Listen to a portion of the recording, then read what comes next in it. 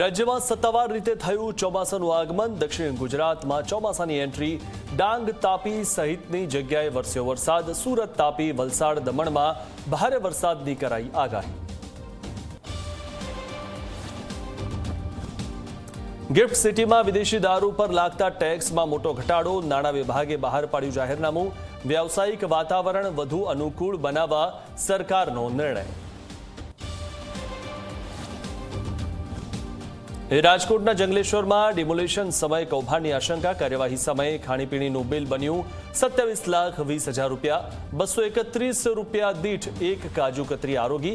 Standing ચેરમેને બિલની દરખાસ્તને pending રાખી। અરવલ્લીના વડગામમાં યુવતીનું અપહરણ। પ્રેમલગ્ન બાદ પતિ સાથે રહેતી યુવતીનું પરિવારે જ કર્યું અપહરણ। પિતા સહિત 4 લોકો સામે નોંધાઈ અપહરણની ફરિયાદ। આમ આદમી પાર્ટીના ધારાસભ્ય ચૈતર વસાવાની મુશ્કેલીમાં વધારો। હવે પોલીસની છબી ખરડતા નિવેદન મામલે ભરૂચ કોર્ટનું તેડું। આગામી 24મી જુલાઈએ ભરૂચ કોર્ટમાં રહેવું પડશે હાજર।